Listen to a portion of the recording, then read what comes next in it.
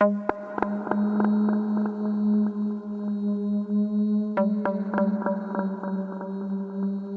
Gay Crime contains coarse language, adult themes, and content that is violent and disturbing. If at any time you feel you need help, please refer to the toll-free crisis lines in the show notes. Welcome to another episode of True Gay Crime, Just the Tip. True crime in half the time. I'm your host, Patrick Marano.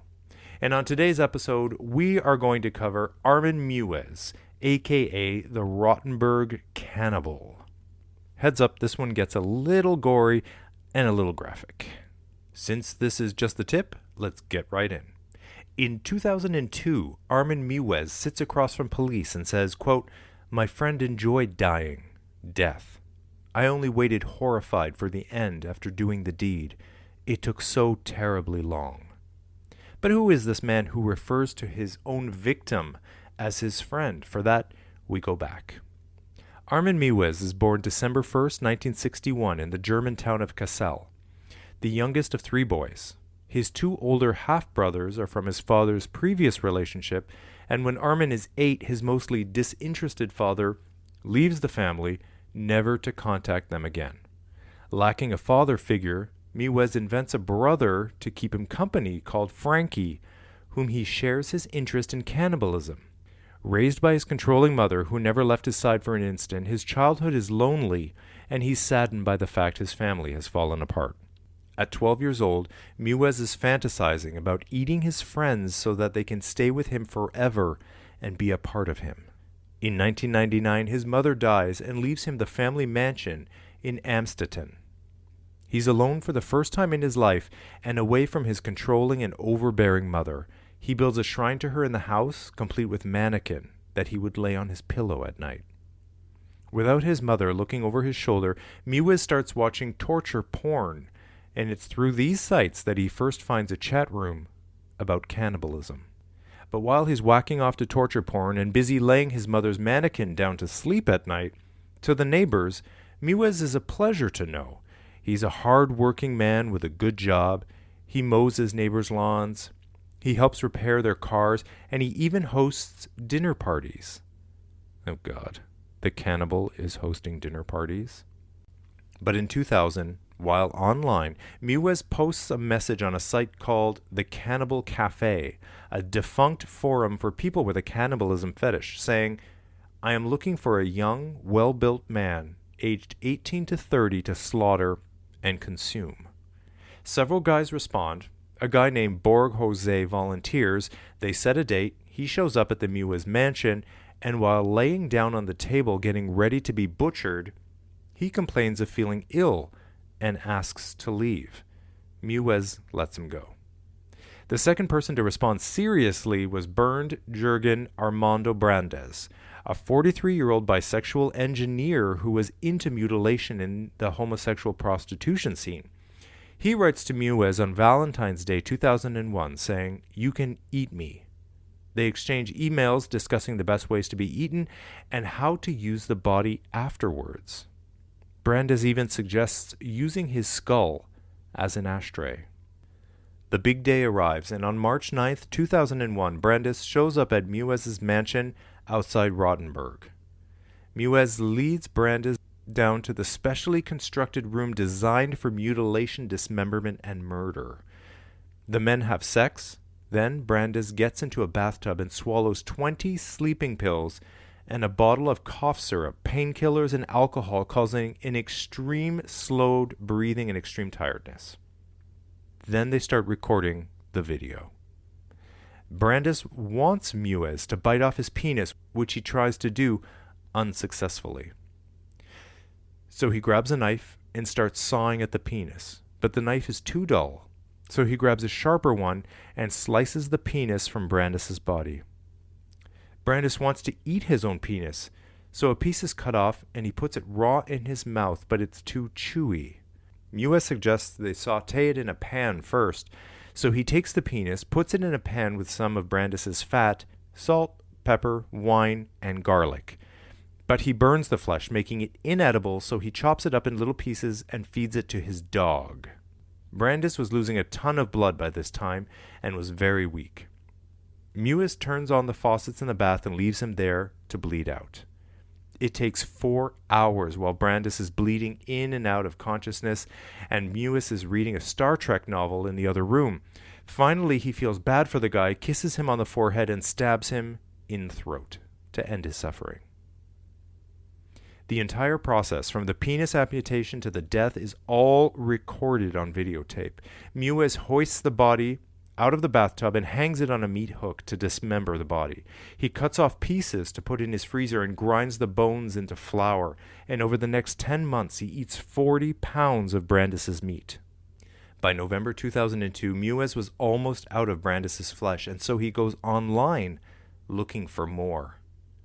He posts a new message looking for a victim that is seen by an Austrian student who reports it to the police. On December 11, 2002, police raid the Meiwes mansion. They find 15 pounds of Brandes' flesh under pizza boxes in the freezer and the videotape of the entire murder. Meiwes confesses immediately. And it takes police 7 months to put together their case, finding emails and thousands of images of torture and porn on his computer. On July 17, 2002, he's charged with murder. During the trial, Meiwes' father tells the court he was a well-behaved little boy, but he was obsessed with the Hansel and Gretel story, especially fattening up the kids to eat them. At the trial, 19 minutes of the video showing key moments of the crime was shown to the court, but only after reporters and the public were removed. Even so, some people needed therapy after witnessing the video of the cannibalistic acts. Then on January 30th, 2004, Meiwes is convicted of manslaughter and sentenced to 8 years and 6 months in prison. Why 6 months? That seems random. Make it 9 years or 8 years. Why 6 months? The case gets a lot of media attention over a debate over whether Meiwes should be convicted at all, since Brandes had volunteered to take part in the cannibalism and knew full well his fate. Also a problem was that German lawyers realized that cannibalism is actually legal in Germany and subsequently had to charge Meiwes with murder for the purpose of sexual pleasure and with disturbing the peace of the dead. A year later, in April 2005, a retrial is ordered after prosecutors appeal that the sentence is too lenient. They argue that Meiwes should have been convicted for murder, not manslaughter, and be given life. The retrial begins January 12, 2006, where prosecutors agree that the actual reason for Brandes' killing was a way for Meiwes to satisfy his sexual desires. Their evidence was the video, and they argued that Brandes couldn't make his own decision under the influences of so many substances. Also at the retrial, a psychologist states that Meiwes could reoffend, saying he still has cannibalistic fantasies about devouring the flesh of young people. On May 10, 2006, a court in Frankfurt convicts Meiwes of murder and changes his 8-year sentence to life imprisonment. When speaking to a German newspaper, Meiwes admits to cannibalizing Brandes and expresses regret for his actions. He says he wants to write a biography with the aim of warning people against going down the road he took. Quote, "They should go for treatment so it doesn't escalate like it did with me." He also believes there are about 800 cannibals in Germany today. When he gets to prison, Meiwes works in the prison library and joins a prisoners' political group which stands for Green Party politics. And he is now a proud vegetarian. And so ends the graphic, cannibalistic story of the ROTENBURG cannibal, Armin Meiwes. Okay, cannibalism. That's another level completely, isn't it? Patrick, slow down. Patrick, back up. Let's take a step back, because we're not just talking about cannibalism. We're not talking about somebody who murdered somebody and then ate them, right? Dahmer. We are talking about somebody who sought out somebody who was a willing participant. Brandes willingly participated in this act. They were both on this cannibal website. Hey, I'm looking for somebody to eat. Hey, I want to be eaten. Wow. What is the psychology behind that? What is going on in Brandes's head that well, first of all, that somebody wants to eat somebody, period, which I think I understand a little bit, because in terms of, Meiwes was dealing with abandonment issues as a child, and the idea of eating somebody else, I can logically wrap my head around, okay, you want to eat somebody because you want them to be a part of you forever. You want to become one with that person. That, in my logical mind, makes sense, because, you're trying to capture and hold on to something, and this is your way of doing it. So, okay, but Brandes, being the receiver, being the one who's volunteering himself to be cannibalized, he wants to be eaten.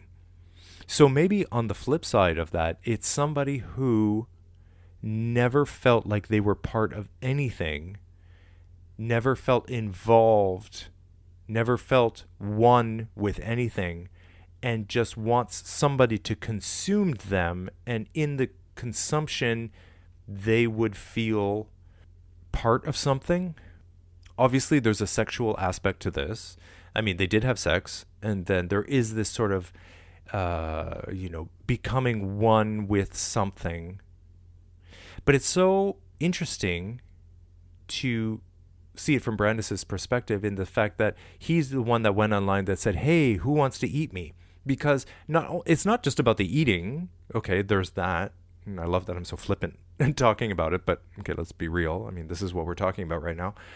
It's not just about the being eaten, because you're going to die. So there's the eating, but then there's the dying, which is another part of the puzzle too. So you have to be somebody who's willing to die and be eaten. And Brandes, in this case, was being eaten before he was dead, which, okay, to me makes more sense, because at that point, at least you feel like, hey, you're eating me. God, I can't believe I'm having this conversation. Okay, I'm trying to get into the mind of the cannibal. Okay, if you're conscious to see somebody eating a part of you, then, okay, finally I'm one with something. Okay, but at the end of the day, he also wanted to die. So he was ready to submit completely. So maybe, okay, so it's the ultimate submission. I'm talking myself through this. This was a dark one. Cannibalism is a dark one, and it gets really graphic with the body parts and stuff. So, okay, so it's about the submission. It's complete and total submission to somebody else, and then becoming one with them. That's my best psychoanalysis that you're going to get from me today. I don't know. On a funny note, the Meiwes was looking for a guy between 18 and 30, and Brandes is 43. So I wonder if when Meiwes got, the message from Brandes, and he's like, hey, I'm 43, I'm a bisexual engineer or whatever. I wonder if Meiwes was like, ooh, 43, that's a little old. The meat might be a little stringy. I don't know. But I guess, beggars can't be choosers. And when you're a cannibal, if you're looking for, and he's kind of a polite cannibal, because he didn't kill his victim, without consent. He kind of sought out somebody who was consenting. So he was kind of a well-mannered cannibal, if that exists. Somebody who was willing to be like, hey, I'm a team player, and I want you to be on the same page as me. And it must be hard to find somebody, obviously, who's willing to go there with you. So I guess when Brandes was like, hey, I'm 43, Meiwes was like, well, beggars can't be choosers. And again, if you enjoy this content and you would like to support me, there's a Patreon link in the show notes where you can go and support this podcast. So my sources are Wikipedia, filmdaily.co, lostmediaarchive.fandom.com, and of course, the ever-faithful murderpedia.org. Thank you for listening, and I'll see you in the next episode of True Gay Crime, Just the Tip. If you enjoyed this podcast, make sure to find the True Gay Crime Facebook page and follow us on Instagram at True Gay Crime. And we'd love to hear from you. Do you have an LGBTQ crime story from your city? You can send your story to truegaycrime@gmail.com, and I'll share it on a future episode of the show. Did you know you can subscribe, rate, and review True Gay Crime on Apple Podcasts? It would mean everything to me if you did, because it helps me create content you like, and it lets Apple know to share it with more people. Thank you for listening. And remember, always look behind you, lock your doors, tell someone where you're going, and look out for each other. Why can't we all just get along?